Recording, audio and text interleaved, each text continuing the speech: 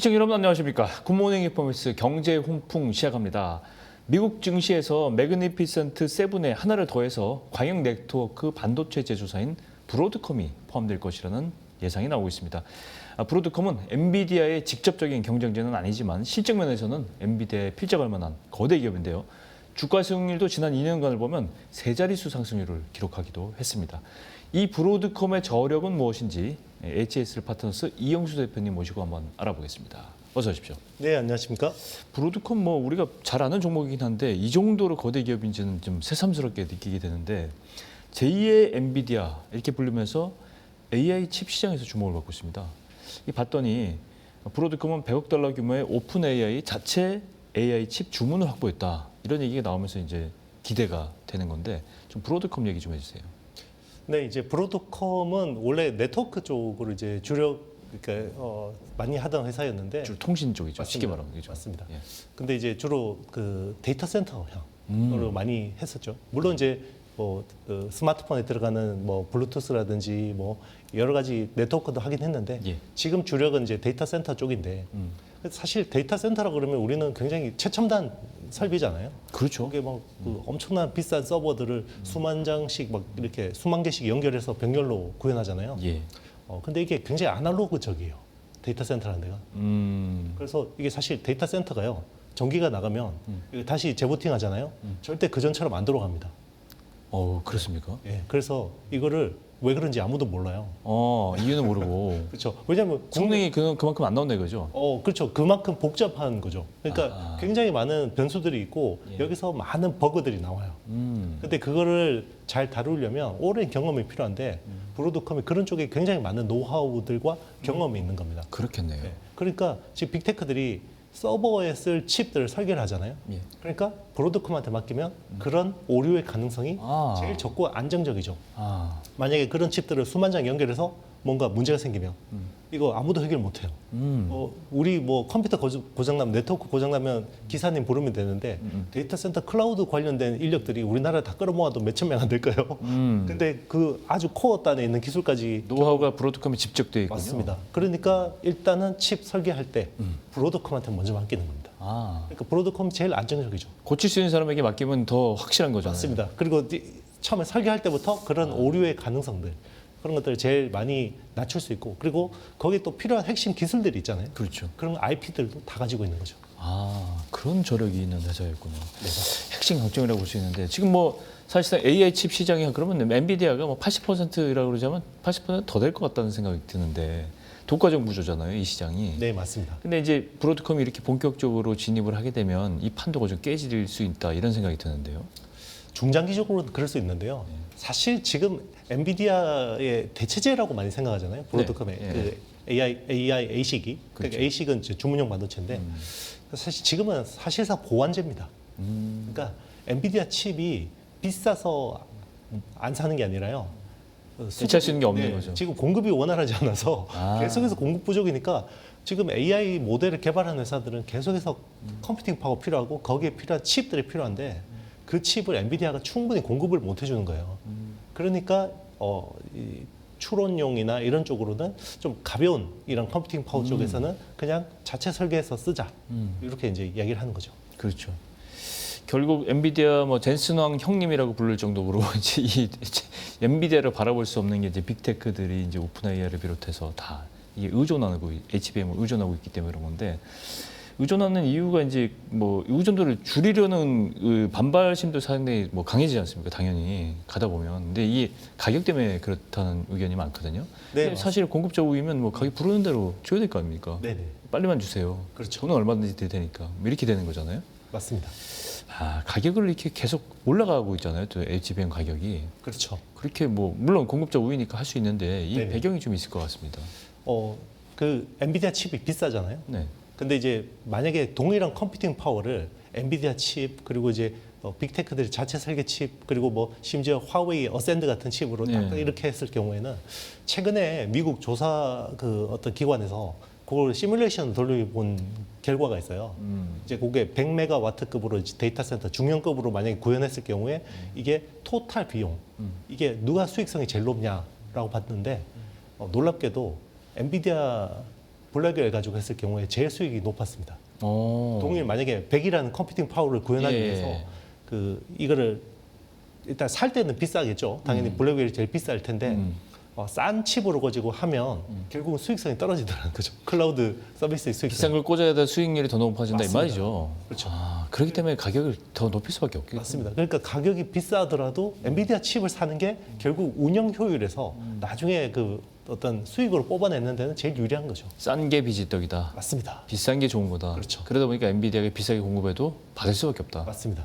물론 한계는 있겠지만 뭐 프리미엄을 더 주고 사더라도 나은 거죠. 그러니까 중국 업체들이 그렇게 뭐 사실 불리한 가격으로 사더라도 계속 살려고 하는 이유가 거기 있습니다. 그렇죠.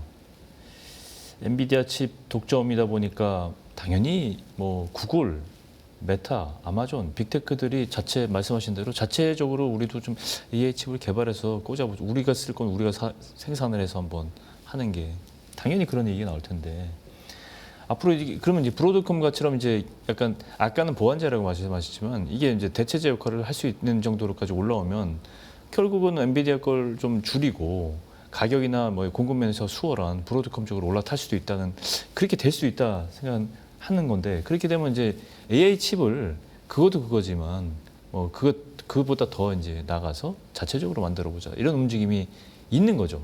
맞습니다. 네. 그러니까 이제 지금 당장은 아니지만 중장기적으로는 대체제가 될 수 있다라는 게 보통 이제 우리가 AI 반도체의 용도를 크게 보면 두 가지가 있습니다. 이제 네. 데이터 학습하는 용도가 있고요. 네. 그리고 이제 그 학습한 걸 기반으로 추론을 하는 용도가 있습니다. 그렇겠죠. 예. 근데 데이터 학습은 제가 보기에는 엔비디아 칩이 대체될 가능성이 요원합니다. 중장기적으로 봐도. 계속 그렇게 써야 돼 그걸. 네, 맞습니다. 왜냐하면 엔비디아가 칩뿐만 아니라 그 칩을 사면 제공해주는 쿠다라든지 아니면 옴니버스라든지 뭐 코스모스라든지 그 개발 플랫폼을 제공해주거든요. 락인 효과가 있겠군요. 맞습니다. 그 소프트웨어 스택들이 굉장히 강력하기 때문에 데이터 학습은 제가 보기에는 당분간 요원하고요. 대신에 이제 추론이라는 영역은 빅테크들이 자체 설계를 하게 되면 자기네들의 모델에 최적화된 칩들을 만들 수가 있거든요. 그런 쪽에서는 엔비디아 칩을 대체를 해도 충분히 중장기적으로는 어느 정도 대체는 될 수 있다 이렇게 생각하는 거죠. 그래도 두 가지 용도의 칩의 비율이라든가 그 소요 비율이 있을까요? 원래는 그 AI 모델이 한창 이제 우리 파라미터 경쟁할 때 예. AI 군비 경쟁할 그렇죠. 때는 데이터 트레이닝 용도가 60% 가까이 됐는데요. 올해 들어서 작년부터 추론용이 데이터 학습 시장을 넘어서기 시작했고요. 아마 올해는 한 6대4, 7대3까지도 이제 추론이 약간 바뀌었군요. 맞습니다. 최근에 오라클이 그 수주 실적이 대박이 났잖아요. 그 수주 실적이 대박이 난 그 어떤 결정적인 그 이유가 추론 시장이 굉장히 커졌기 때문에 그렇습니다. 지금 뭐 좀 원론적인 얘기긴 한데 반도체라는 거는 원래 네. 옛날부터 반도체를 만드는 회사가 있고 네. 반도체를 쓰는 회사가 있잖아요. 근데 이게 두 개가 섞이게 되는 거 아닙니까? 자체적으로 만들게 되면? 네, 뭐 그럴 수 있죠. 그죠. 산업 구조가 바뀌게 되는 건데 그렇게 네, 되면. 맞습니다. 그런 측면도 있고. 중장기적으로는 충분히 그렇죠. 갈 수 있죠. 브로드컴이 개발하는 건 정확하게 그러니까 추론형에 주로 쓰이는 ASIC, 그러니까 주문형 반도체 형태의 칩이 주를 이루는 것 같은데 이게 기술적으로 좀 어렵겠지만 엔비디아가 만들고 있는 HBM을 비롯한 GPU하고는 좀 어떤 차이가 있는 건지 또 GPU 시장을 지금까지는 엔비디아가 이제 지배해 왔는데 애식 방식이 이제 우위를 점할 수 있는 어떤 환경이나 요건들이 있는 건지 좀 간단히 쉽게 좀 설명해 주십시오. 네, 일단 뭐 컴퓨팅 파워라는 거는 이제 어떤 굉장히 대규모로 병렬 연산을 하기 위한 역할은 비슷합니다. 그렇죠. 근데 이제 GPU라는 거는 특정 목적이 없어요. 그러니까 범용입니다. 다 쓸 수 있는. 네. 그러니까 사실 AI라는 게 어떤 게 지금 킬러 어플리케이션 될지 모르잖아요. 모르죠. 네. 그러니까 굉장히 가변적이죠. 이게 하다 보면 바뀔 수도 있는 거고. 네. 그런 쪽에서 굉장히 유연하게 쓸 수 있는 게 엔비디아의 GPU인데 대신에 이제 최적화 측면에서 좀 떨어지죠. 그렇죠. 우리는 사실 그 엔비디아 GPU에서 필요한 부분이 한 70%만 필요하고 30% 필요 없는데 여기서 계속해서 같이 전기를 먹는 거죠. 네, 그런 부분에서 좀 이제 좀 효율이 떨어지는 거고 ASIC 같은 경우는 우리한테 모델에 최적화해서 만들 수 있는데 처음 만들 때부터 그렇게 네. 주문을 할 수 있는 거죠. 맞습니다. 설계를 하는 거죠. 그렇죠. 여러 가지 용도 중에 우리는 이거 하나만 특화해줘. 네, 뭐 영상이면 영상, 코딩이면 코딩 딱 특화해서 하는데 문제는 다른 데 못 씁니다. 이건. 그러니까 주문형 반도체이기 때문에. 근데 우리가 그쪽 시장이 열릴 줄 알고 그쪽 모델을 개발해서 칩까지 설계했는데 시장이 완전 다른 쪽으로 가버리면 여기는 굉장히 메모리 비용이 될 수도 있는 거죠. 그렇겠네요. 네네. 쉽게 이렇게 이해하면 되겠습니까? 지금 AI 모델들이 굉장히 뭐 많은데 지금 예를 들어서 뭐 A, B, C, D 모델들이 쭉 있고 지금 뭐 챗GPT 5부터 시작해서 쭉 있는데 지금 조금씩 이제 특화된 용도들이 나온단 말이에요. 어떤 거는 그래픽 디자인 뭐 이런 데 굉장히 뭐 유리하고 어떤 거는 이제 뭐 학술적으로 좀 유리하고 어떤 거는 뭐 논문이라든가 학술적으로도 유리하고 이렇게 나눠지고 있잖아요. 챗GPT 5 같은 경우는 이제 좀 월드 와이드 분야가들이 뭐 골고루 있는 거고 그렇게 이해를 하면 되겠습니까? 네, 맞습니다. 거기에다 이제 특화돼서 꽂을 수 있는. 그렇죠. 지금은 어떻게 보면 대규모 모델들이 네. 메인인데 어느 정도 대규모 모델들이 세팅이 되고 나면 이거를 좀 경량화해서 특화하는 모델들이 막 나올 거 아니에요. 그렇죠. 네, 거기에 필요한 것들은 만약에 뭐 네이버나 뭐 카카오처럼 뭔가 특화된 서비스가 딱 세팅이 된다 그러면 거기에 맞게. 예, 맞습니다. 그게 효율적일 수 있죠. 뭐 현실적으로 이제 우리나라 기업들에게 미칠 영향 뭐 살펴보지 않을 수가 없는데 만약에 브로드컴이 엔비디아처럼 삼성전자, SK하이닉스 그다음에 미국의 뭐 마이크론 같은 메모리 3사부터 이제 나눠서 이렇게 분리해서 주문을 받게 된다면 공급망의 이성이 다변화되는 그런 그리고 우리가 또 거기에 낄 수 있는 찬스가 오는 거 아닌가 싶은데요. 어떻게 보세요? 맞습니다. 그러니까 탈 엔비디아가 되는 거죠. HBM 시장 입장에서는. 그렇죠. 네. 그러니까 이제 사실 ASIC 그러니까 1세대 ASIC들만 해도 구글의 뭐 TPU라든지 뭐 아마존의 뭐 인퍼런시아, 트레이니움 뭐 한 작년에 나온 칩들을 보면 굉장히 전성비 그러니까 가볍고 싸게 만드는 데 집중을 했어요. 그래서 거기 ASIC에 필요한 연산에 옆에 메모리들이 붙잖아요. 대부분 그냥 범용 메모리를 썼어요. 그래서 GDDR이라든지 아니면 LPDDR 같은 그냥 기존에 있는 범용 메모리들 많이 썼는데 최근에 나오는 신제품들은 대부분 HBM을 채택하고 있습니다. 그 이유는 추론이라는 그 역할 자체가 예전에는 단순히 답을 빨리 뽑아내는 수준에 그쳤다면 지금은 굉장히 인사이트를 줘야 되고 고도화되고 있기 때문에 그렇거든요. 네. 그래서 추론용 칩 자체가 이제 굉장히 어떻게 보면 고성능 컴퓨팅 파워가 필요해지는 칩이 된 건데 거기에 HBM이 많이 필요해지고 있는 거고요. 그중에 이제 지금 주도하는 게 브로드컴이잖아요. 근데 이제 브로드컴도 앞으로 HBM을 굉장히 많이 써야 되기 때문에 메모리 3사를 기반으로 해서 공급망을 세팅을 하려고 하는 건 분명한 거고 여기서 이제 그러니까 공급하는 SK하이닉스나 삼성전자 입장에서는 여기서 부가가치를 더 높이려면 지금 엔비디아한테는 커스텀 서비스를 제공해주고 있거든요. 네. HBM이. 근데 사실 지금 ASIC용 HBM 같은 경우 거의 범용입니다. 그러니까 약간 스탠다드 제품에 가까워요. 그래서 여기에 설계라든지 이런 최적화들을 좀 더 해서 이제 한다 그러면 당연히 부가가치가 생길 수 있겠죠. 그렇죠. 네.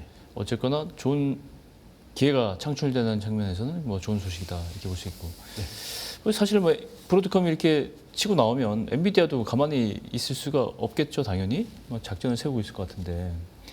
애플이 아이폰 17을 얼마 전에 발표했는데 이날 엔비디아가 루빈 CPX라는 신제품을 공개를 했어요. 보란 듯이. 이거 약간 의도적이지 않느냐 이런 얘기까지 나오는데 그렇게 봐야 되겠죠. 당연히 엔비디아 준비를 하고 있겠죠, 엔비디아도. 네, 맞습니다. 그러니까 추론이라는 게 점점 더 이제 역할이 중요해지고 있잖아요.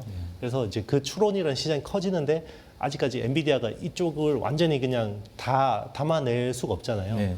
그래서 그쪽 시장이 그러니까 엔비디아가 GPU라는 그 칩이 그러니까 CPU, GPU도 하지만 이거를 완벽하게 커스터마이징 해줄 수는 없지만 반 최적화 정도는 해줄 수 있다는 세미 커스텀 정도는 해줄 수 있는 어느 정도 맞춰줄 수 있는. 맞습니다. 그래서 이번에 CPX라는 칩, 그러니까 루빈 CPX라는 칩이 나온 게 추론 전용이에요. 근데 추론인데 지금 추론을 어디에 제일 많이 쓰는지 봤더니 AI 코딩하는 거고 그리고 이제 그 이미지, 영상 뽑아내는데 제일 많이 쓰더라는 거죠. 거기에 특화된 칩을 내놨는데 그게 루빈 CPX라는 칩입니다. 우리도 특화된 거 내놓을 수 있어 뭐 이런 뜻이네요. 맞습니다.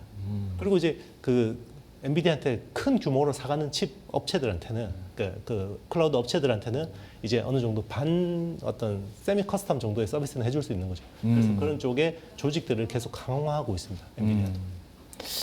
특히 주목할 만한 게 이제 메모리 선택이다 뭐 이런 얘기가 나오는데 루빈 CPX는 그동안 엔비디아가 주력으로 사용했던 HBM 대신에 GDDR7 탑재한다.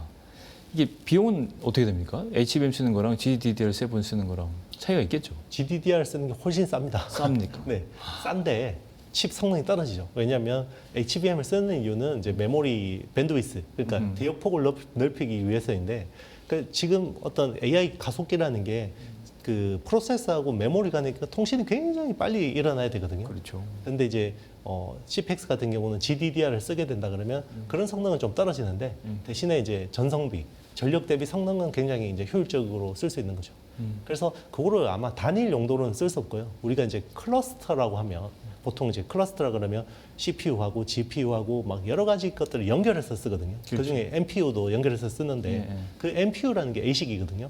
그러니까 그 NPU 쓰지 말고 우리 루빈 CPX라는 거 있으니까 같이 한번 써봐. 자, 이런 제안이라고 볼 수 있습니다. 그래서 이번에 공개한 게 베라 루빈 NVL 144 이런 이제 그 플랫폼을 내놨거든요. 거기에서는 그 베라라는 CPU하고 루빈이라는 GPU 그리고 루빈 CPX라는 이제 그 NPU 역할을 하는 것까지 이제 이렇게 제공해주겠다는 겁니다. 갑자기 드는 생각인데 중국이 지금 HBM 고성능 사양을 뭐 수입을 못해서 자체적으로 생산하는데 좀 고생하고 있잖아요. 네. 브로드컴이 이 제품 가지고 중국에다 들이밀 수도 있겠네요. 아마 못 팔게 하지 않을까요? 아, 또 다시. 네네. 그러겠네요. 삼성전자가 이제 GDDR7에서 상당히 강점을 갖고 있대. 굉장히 다행스러운 얘기인데 이번에 엔비디아가 말씀하신 대로 GDDR7까지 채택을 하게 되면 삼성전자한테는 이제 HBM은 그동안 이제 물 먹었는데 이거 기회가 오는 거 아닌가요? 맞습니다.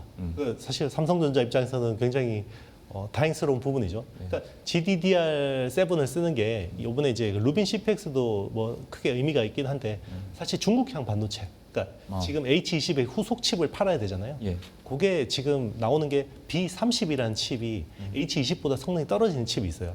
거기는 이제 블랙웰 아키텍처 기반으로 이제 하는데 대신에 GDDR을 써요. HBM을 안 쓰고. 아하. 그러니까 요거는 조금 성능이 떨어지는 칩. 근데 B30A라는 또 좀 더 개선된 버전은 H20보다 좋은 거거든요. 네. 거기는 HBM이 들어갑니다. 근데 최근에 트럼프가 또 뭐 매출의 15%를 또 수수료를 내라 그러니까 그렇지. 네, B30A가 지금 요원해졌단 말이에요. 그러니까 B30이 오히려 더 판매량이 늘어날 것 같으니까 최근에 엔비디아가 삼성전자한테 GDDR7 그러니까 B30 향으로 그걸 두 배로 늘려달라. 예, 생산을 늘려달라 그렇게 주문했습니다. 그거는 중국에 팔 수 있어요. 네, 그거는 이제 아마 H20보다 성능이 떨어지니까 이 반도체 시장이 중국과 미국의 어떤 신경전과 이 갈등이 굉장히 산업 지도를 바꾸는 것 같아요. 맞습니다. 그게 사실 실적에 미치는 영향이 굉장히 큽니다. 엄청 크죠. 네. 만약 이게 만약에 해서 중국으로 이게 들어가서 중국이 만약 이걸 기반으로 해서 뭔가를 만들어내면 다시 미국 행정부에서 가만히 있을 리가 없잖아요. 맞습니다. 이 위험 요소가 계속 있네요. 반대로 그럼 HBM이 이제 엔비디아가 뭐 헐헐 날아가면서 당연히 SK 하이닉스도 이제 따라갔는데 그러면 이제 영향이 있지 않을까? 독보적인 위치가 좀 흔들린다. 그러면 뭐 HBM 뭐 AI 학습용은 HBM 쓰고 말씀하신 대로 추론용은 이제 GDDR7을 쓰게 되면 시장이 나누게 되면 그동안에 이 추론용 시장에 들어갔던 HBM을 GDDR7으로 바꾸게 돼 버린다는 말이죠. 그렇게 되면. 전체가 그렇게 되는 건 아니고요. 그러니까 추론용 칩 중에서도 이제 가벼운 거, 좀 거는 저렴한 것들. 네, 저렴하고 이제 좀 전기 지금은 사실 그 AI 인프라에서 전기라는 부분이 굉장히 크잖아요. 네. 전기 소모가 너무 크니까 그렇죠. 그런 쪽에서는 이제 좀 가벼운 칩 쓰고. 근데 이제 추론이라는 게 또 이게 그러니까 사전 학습만 했지만 지금은 사후 학습도 필요하고 그 실시간으로 또 학습하는 것도 필요하거든요. 네. 추론하면서 예. 그걸 이제 리즈닝 AI라고 하는데 그런 쪽은 또 고성능 칩 써야 됩니다. 어쨌든 그러면 SK 하이닉스 입장에서 다변화되면 사실 그동안에 독점적 지위에 붙어서 독점적 지위를 한 건데 이게 지장이 있지 않을까 그런 질문입니다. 그러니까 엔비디아 내에서는 아마 그런 그 독점 구조가 좀 약해질 수 있어요. 네. 지금 보면 우리 그 블랙웰이잖아요. 지금 네, 엔비디아 블랙웰이죠. 칩 메인이 블랙웰인데 블랙웰에 들어가는 HBM의 85에서 90%가 SK 하이닉스가 지급합니다. 그러니까 마진을 이렇게 받아내는 거거든요. 근데 내년에 루빈으로 가게 되면 HBM4로 보면 아마 SK 하이닉스의 그 시장 점유율, 엔비디아 내 시장 점유율이 50%대로 아마 줄어들 거예요. 많이 떨어지겠네요. 나머지를 이제 삼성전자 마이크론이 채우게 되는 건데 그래도 저는 내년까지는 충분히 마진으로는 디펜스 할 수 있을 거다. 비싸게 받으니까 또. 네, 비싸게 받으니까. 그리고 이제 그 ASIC 업체들, 그러니까 브로드컴 같은 업체들도 일단 HBM은 하이닉스 먼저 놓고 해보거든요. 그렇겠죠. 네, 혹시 여유가 있나요? 그렇게 안 될 것 같으면 이제 삼성이나 마이크론 찾아갔는데 이제 그런 쪽에서도 좀 이제 충분히 엔비디아에서 좀 빠지는 부분을 충분히 메이크업할 수 있지 않을까 생각해 봅니다. 그 다음 단계가 되면 다시 또 전략이 또 나오겠죠. 또. 네, 맞습니다. 그렇죠. 서로 대응을 하기 때문에. 네. 본론 여기가 좋고 이번에 금요일까지 내일까지 열리는 대만에서 반도체 박람회가 열리죠? 세미콘 타이완 2025 여기 가십니까 혹시? 아닙니다. 행사 내용 좀 소개해 주십시오. 왜냐하면 이게 네. 중요한 게 반도체의 그 신기술이나 이런 게 여기서 갑자기 확 튀어나올 수 있거든요. 맞습니다. 기대 포인트가 있을까요? 여기? 사실 이제 대만이 AI 반도체 쪽에서 소부장 밸류체인에서 사실 핵심이 됐잖아요. 네네. 그래서 이제 서버 쪽이나 이쪽 관련된 그 어떤 기술들 그리고 어드밴스드 패키징이라고 하는 그 기술에서도 굉장히 지금 TSMC가 주도를 하고 있잖아요. 예. 코어스라고 하는 기술. 그렇기 때문에 이제 거기에 관련된 어떤 패키징이나 이런 장비, 부품, 소재 그런 기술들이 계속해서 나오고 있거든요. 그런 쪽에서 이제 좀 주목해 볼 만하고 특히나 지금 TSMC가 밀고 있는 게 코어스라는 기술이 메인이긴 한데 네. 중장기적으로는 정말 그 웨이퍼 한 장에다가 반도체를 그냥 피자처럼 딱 거기 그 프로세서 올리고 HBM 올리고 뭐 맞아요. 이런 식으로 해서 만드는 게 SOX라는 기술이 있어요. 네, 시스템 온 웨이퍼 X라는 기술인데 자, 그런 식의 어떤 패널 레벨 단계의 그 어떤 웨이퍼들의 레벨 단계의 어떤 패키징 기술들 그런 것들이 향후에 어떻게 될 수 있을지 그 행사에서 좀 힌트를 얻을 수 있지 않을까 생각해 봅니다. 중요한 내용 나오면 다시 한번 나오셔서 네네. 내용 좀 전달해 주시기 알겠습니다. 바랍니다. 네, 오늘 HSL 파트너스 이용수 대표님과 함께 현대 반도체 시장에서 핫 이슈들 어떤 것들이 있는지 한번 살펴봤습니다. 오늘 말씀 고맙습니다. 네, 감사합니다.